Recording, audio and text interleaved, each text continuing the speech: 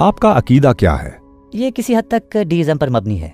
मैंने 3 महीने तक तसव्वुफ पर अमल किया और दिन में 5 वक्त नमाज पढ़ी। कभी कभी मैं खुदा का शुक्र अदा करने के लिए कमरे से नहीं निकलता था, लेकिन कुछ भी ठीक नहीं हुआ, सब कुछ बिगड़ता गया। लोगों की तकदीर पहले से लिखी होती है।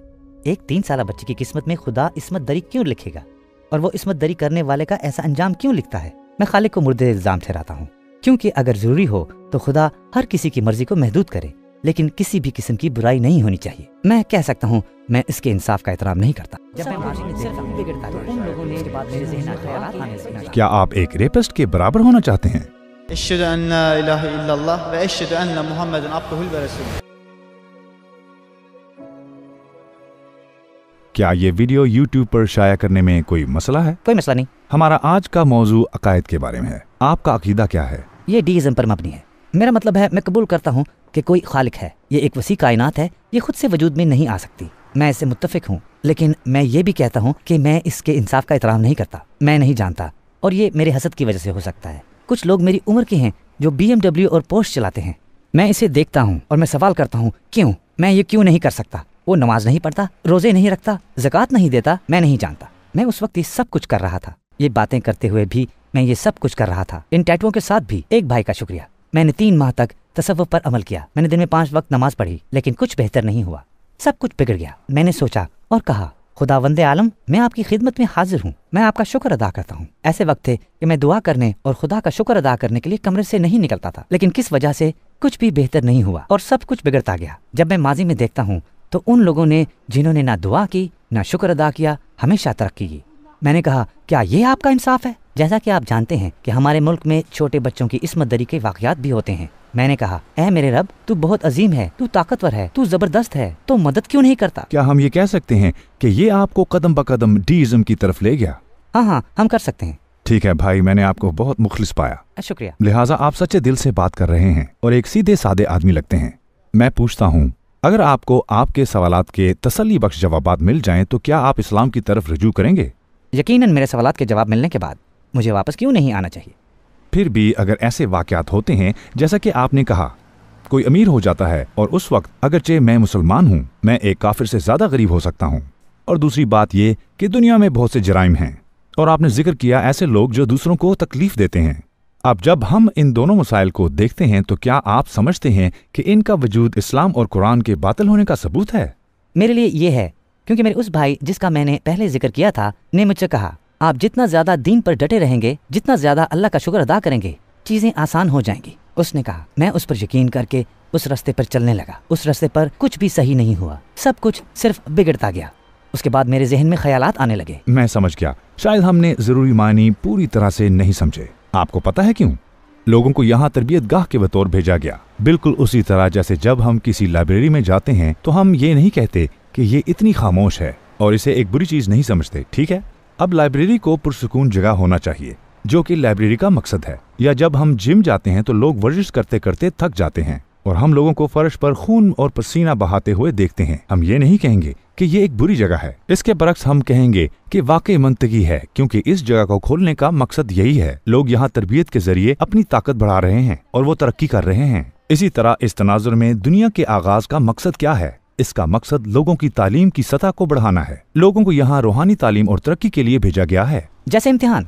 जब हम इम्तिहान की बुनियाद को देखते हैं तो हम उसके बारे में इस तरह सोच सकते हैं, जिस तरह जिस्मानी नशोनुमा जिम में होती है, मुश्किलात और परेशानियां भी तरक्की की निशानियां हैं। बस दुनिया की मुसीबतें दलील हैं। लोगों की रूहानी तरक्की की दूसरे अल्फाज में ये इशारा हैं। फिर जब हम इसे इस साविये से देखते हैं, जैसा कि हमने कहा, लाइब्रेरी का खामोश होना इलामत है कि ये अच्छा है। इस तनाजुर में दुनिया में जो मसाइल दरपेश हैं, खास तौर पर जब मुसलमान होने वाले को ज्यादा परेशानी का सामना करना पड़ता है, तो ये रूहानी तरक्की की इलामत होती है। इस जगह का मकसद खुदा को जानना है और साथ सब्र और आजमाइश के अपनी रूहानी तरक्की को आगे बढ़ाना है। इनका होना मामूल की बात है। बस मैं ना सिर्फ मादी चीजों के बारे में फिक्रमंद हूँ, बल्कि मिसाल के बारे में भी। ये एक बुरी सूरत हाल है, लेकिन मैं एक मिसाल दूंगा, एक 3 साल बच्ची के बारे में।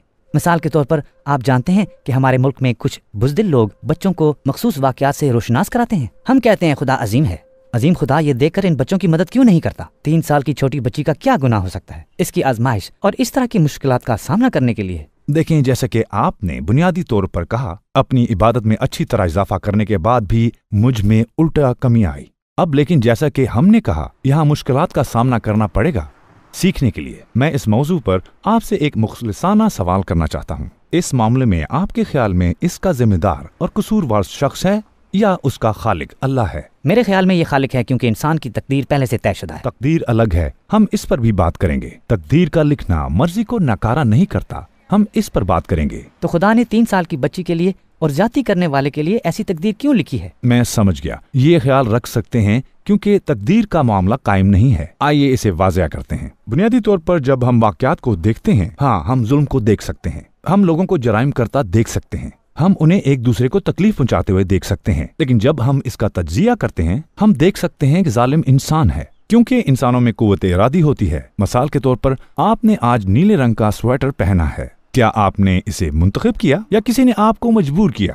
मैंने इसे मुंतखब किया। तो ये मर्जी है, ये जुज़वी मर्जी का सबूत है। जैसा कि मैंने आज इसे पहनने का इंतखाब किया।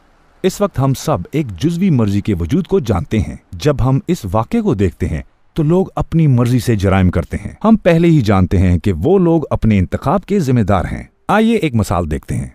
हम देखते हैं कि लोग जराइम करते हैं और हम कुरान पर इल्जाम लगाते हैं। फर्ज करें कि जब एक डॉक्टर ऑपरेटिंग रूम में दाखिल होता है तो जानबूझकर लोगों को छुरा घोंपता है।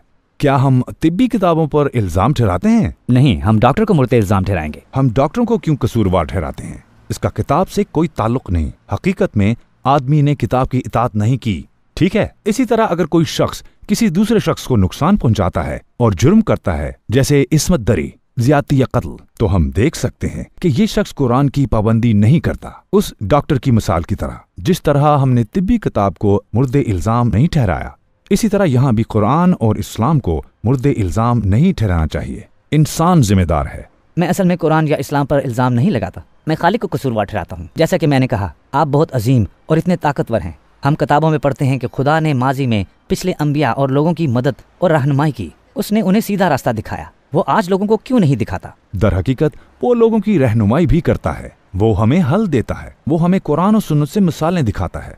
हम अज़्म देख सकते हैं, लेकिन जैसा कि मैंने कहा, लोग अपनी मर्जी का इस्तेमाल करते हुए उस डॉक्टर की तरह ना सुनने का इंतखाब करते हैं। बहुत से डॉक्टर सही काम करेंगे और तिब्बी किताब का इतलाक करेंगे, लेकिन कुछ लोग ऐसा नहीं करेंगे क्योंकि लोगों में कुव्वत इरादी है। आइए बात करते हैं खुदा यहाँ क्यों मुदाखलत नहीं करता। अगर हम इस मौजू को अक्लमंदी के साथ देखें तो हमें नुक्ता नजर आ जाएगा। मिसाल के तौर पर अगर हम कहते हैं कि कोई किसी को छुरा मार रहा या बंदूक से मार रहा है, जब कोई दूसरे को नुकसान पहुंचाने वाला हो और खुदा हमेशा उसे रोके, तो क्या हम बुरे और अच्छे में फर्क कर पाएंगे? अगर मर्जी में रुकावट हो और कोई बुराई ना कर सके, तो क्या आप में और ज्यादती करने वाले में कोई फर्क रह जाएगा? फिर अच्छाई और बुराई की तमीज नहीं रहती। क्या आप रेपिस्ट की बराबरी पर रहना पसंद करेंगे? नहीं, मैं नहीं करूँगा। लेकिन मैं सिर्फ ये चाहता हूँ कि अगर जरूरी हो तो खुदा हर एक की मर्जी को महदूद करे और कोई बुराई ना हो, सिर्फ अच्छाई हो, कोई बुराई ना करे और कोई जहन्नम में ना जाए। जब हम इस नुक्ता नजर से देखते हैं और लोग पाबंद होंगे, तो एक नेक नीयत और बदनीयत शख्स में कोई फर्क नहीं होगा। मान ले कि इंसान ने अपनी रूह को आलूदा कर लिया है, दोनों में फर्क करने का क्या फायदा होगा?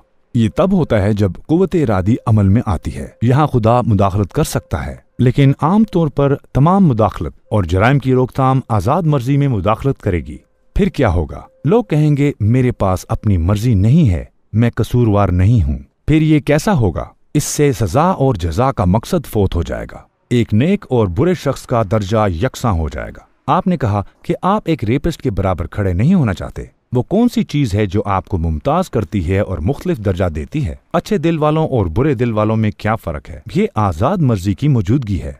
दूसरे अल्फाज में कुव्वत इरादी के साथ अच्छाई सामने आती है और बुराई बेनकाब होती है। हम इसे शफकत से देखते हैं। ये मुझे भी परेशान करता है, इसलिए मैं जो कर सकता हूँ वो कर रहा हूँ। लेकिन रहम करने वाले के लिए ये नामुमकिन है कि वो खुद रहम दिल ना हो। लेकिन जब हम इसे वसी दायरे में देखते हैं तो लोगों को सताया जा सकता है। आइए इस तरह सोचते हैं। मिसाल के तौर पर एक बहुत बुरे ख्वाब के बारे में सोचो। कभी कभी इसमें काफी वक्त भी लगता है, ठीक है। हम कहते हैं कि आपने एक ख्वाब देखा है जो आपके ख्याल में 80 साल तक जारी रहा और ये खौफनाक है। जैसे ही आप इस ख्वाब से बेदार होते हैं, क्या आप पानी के एक प्याले से सब कुछ भूल नहीं जाते? हम इसे ख्वाब कहते हैं और भूल जाते हैं। एक गिलास पानी के साथ अगर खुदा हमें ख्वाब के इस दर्द को भुलाने की तौफीक दे सकता है, जो हमें लगा 80 साल का है, तो वो हमें अब्दी जन्नत के बदले इस दुनिया की परेशानियों को भुलाने की तौफीक क्यों नहीं दे सकता? हम अबदी जन्नत के बारे में बात कर रहे हैं। हम कहते हैं कि खुदा अपने तमाम बंदों से यकसा मोहब्बत करता है, ठीक है, तो वो क्यों चाहता है कि लोगों में बुरी रूह हो? वो चाहता तो किसी को बुरा नहीं बनाता। खुदा अपने बंदों के लिए अच्छा चाहता है, लेकिन लोगों को एक नेमत दी गई है जिसे जुज़वी मर्जी कहा जाता है, ताकि वो अपनी सलाहियत का मुजाहरा करें। लोग इस जुज़वी मर्जी को अपनी मर्जी के मुताबिक इस्तेमाल करते हैं। मसलन आग का वजूद खुशगवार है ना? ये हमारी जरूरत को पूरी करती है, लिहाजा ये अच्छी है। इससे बहुत से फायदे हैं। अलबत्ता अगर कोई अपनी कुव्वत इरादी के साथ आग तक पहुंच जाए और जानबूझकर अपना हाथ जला दे, क्या हम कह सकते हैं आग का वजूद बुरा है? हम ये नहीं कह सकते, ये बहुत गैर माकूल होगा।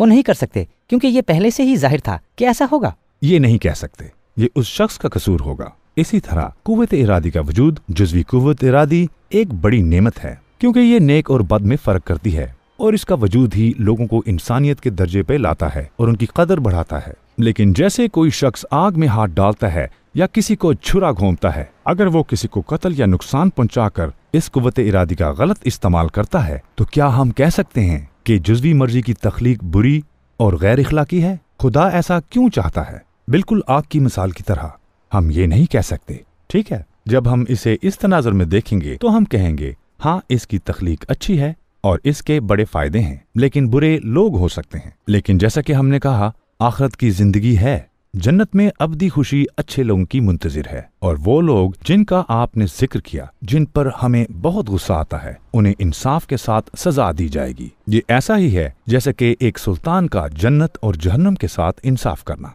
क्या मैं आपको किस्मत के बारे में बताऊं? ये ऐसा कह लें, तकदीर खुदा का इल्म है। हम बाज़ औक़ात मुदाखलत और इल्म को उलझा देते हैं। जिस तरह सूरज के मुख्तलिफ रंग होते हैं, मिसाल के तौर पर कह लें कि एक पीला है और एक सुर्ख है, ये दो मुख्तलिफ खसूसियात हैं। इसी तरह अल्लाह का नाम अल अलीम है, अल्लाह का जानने वाला नाम। हम इस नाम के साथ किस्मत पर गौर कर सकते हैं। उसका दूसरा नाम अल कादिर है। हम तख्लीक जैसे अमाल के बारे में सोच सकते हैं। खुदा जानता है, लेकिन क्या वो हमारे साथ मुदाखलत कर रहा है? हम दो मुख्तलिफ तसव्वुरात को उलझा देते हैं। ये सूरज के दो मुख्तलिफ रंगों की तरह है। खुदा का नाम अल अलीम अलग है और अल कादिर अलग है। फिर हम कहेंगे हकीकत ये है कि खुदा कुछ जानता है, उसका मतलब ये नहीं कि वह मुदाखलत करे और हमें मजबूर करे। इनमें मुख्तलिफ खसूसियात हैं। फिर हम कहते हैं कि अगर ये हमारी किस्मत में पहले से लिखा हुआ है तो इसमें हमारा कसूर कैसा? हकीकत में ऐसा नहीं है। खुदा ने ये लिखा है क्योंकि वो जानता था कि हम ये करेंगे। एक छोटी सी मिसाल से बात खत्म करते हैं। फर्ज करें कि दो गाड़ियां मुख्तलिफ सिम से आ रही हैं।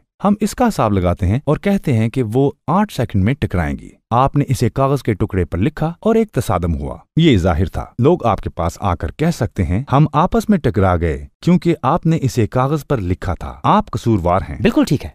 जाहिर है आपने अपने इल्म से इसकी निशानदही की और उसके मुताबिक लिखा। आपकी तहरीर आपके इल्म पर मुनहसर थी। इल्म मालूम चीज पर मुनहसर है। इसी तरह हमारी तकदीर के बारे में खुदा का लिखना उन वाकयात पर मुनहसर है। हम ऐसा इसलिए नहीं करते क्योंकि खुदा जानता है, बल्कि खुदा जानता है कि हम क्या करेंगे और वो उसी के मुताबिक लिखता है। पिछली मिसाल की तरह, मतलब हमें तकदीर के मामले पर इसी तरह गौर करना चाहिए। लिहाजा अगर कोई जुर्म करता है तो उसकी जिम्मेदारी उस शख्स पर आयद होती है। मैं समझ गया, ये अब बिल्कुल वाज़ेह है। क्या ये सब वाज़ेह है? जैसा कि मैंने कहा, मुझे हमेशा खुदा पर यकीन रहा है। अल्हम्दुलिल्लाह। इतनी बड़ी कायनात अपने तौर पर वजूद में नहीं आ सकती। ये किसी भी तरह मुमकिन नहीं हो सकता। ये वो सवालात थे जिन्होंने मुझे परेशान किया। क्या कहते हैं आज दीन की तरफ पलट जाएं? चलो ये करते हैं। आपको शहादत याद है ना? यकीनन, बिला शुबा। अशहदु अन ला इलाहा इल्लल्लाह व अशहदु अन्न मुहम्मदन अब्दुहु व रसूलुहु।